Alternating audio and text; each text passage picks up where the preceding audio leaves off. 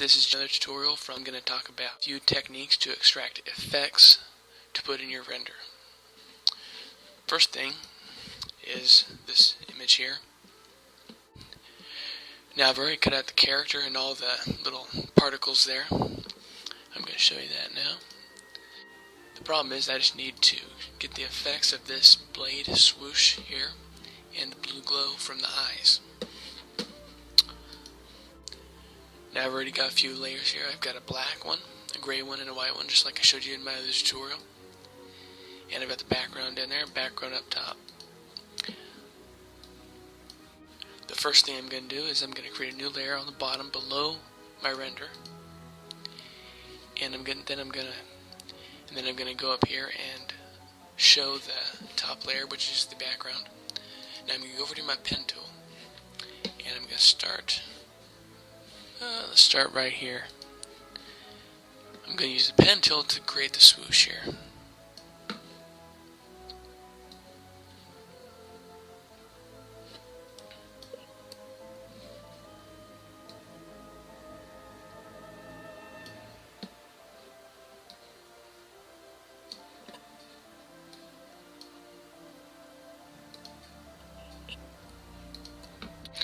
Okay, now that I've done that, I'm going to get rid of that. And I'm going to go up here to my brush, and I'm going to make it about 20 pixels. Hardness 0. It's a soft round brush. I'm going to go ahead and set it to white, my color white. Go back to the pen tool, control click, or right click if you're on a PC. I'm going to stroke path. Brush is the tool, and I'm going to simulate pressure. Leave that on. Okay. Now it's white. I'm going to go ahead and get rid of the path. Alright, that looks decent. Now let's see, I'm just going to use the smudge tool here to make that look a little bit better. Alright. Obviously we don't want a white swoosh where it should be pink, so I'm going to go ahead and go over here to my layer styles and go to outer glow.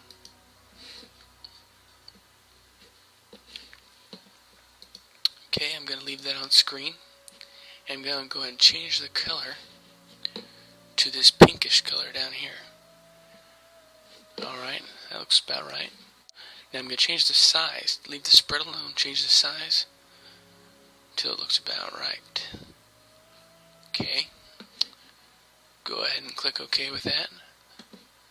Now you see it looks okay, but it looks like it could use a little bit of trimming in some areas. Compared to the original here, it definitely needs some. Oops. So I'm going to grab out the eraser tool and just kind of thin it out a bit in some areas.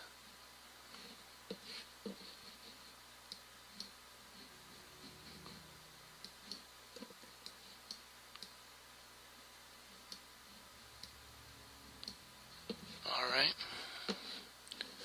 Now up here it needs quite a bit, so I'm going to change the diameter of my eraser to make it quite big. And just kind of click around here a little bit.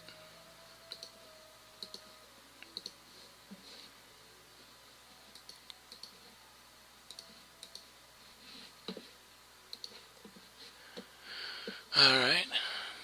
Now that looks pretty good. I'm going to go up here, get the brush tool out, make it about 100, because you can see right here there should be something right here, so I'm just going to click right here, and now there's some here, but as you can see there's a little bit below here which shouldn't be there, so let's get the eraser back out and get rid of that. Okay, now that looks pretty good. Looks about like that, that'll work. Now create a new layer, again below the render. I'm going to get these blue little hazy effects from the eyes.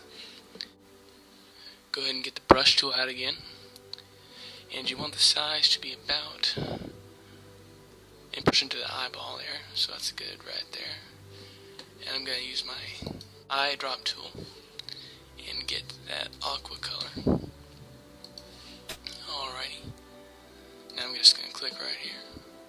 go back over to this bottom spot here that needs it. Click. And there you go. You have the effects for that render. Let's get rid of that one. I'm going to show you another technique here. Whoa. Alright, obviously I'm not going to use the pen tool to trace around all these lines. That would be very time consuming. What I'm going to do is I'm going to go over here to channels on the far right, and I'm just going to go ahead and click through. Obviously we know the red one is going to be the best here, so I'm going to go ahead and copy that by right clicking or control clicking if you're on a Mac. Duplicate channel. Okay. Now you can see we're just on the red copy, so it doesn't really matter what we do with it. It's not going to affect the actual layer.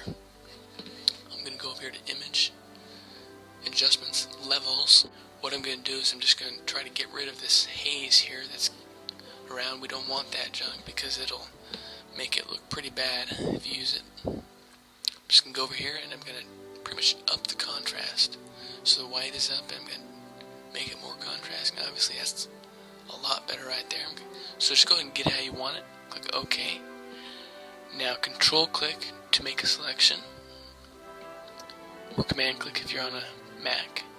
Go back to layers. Now I'm going to command J to duplicate the selected area.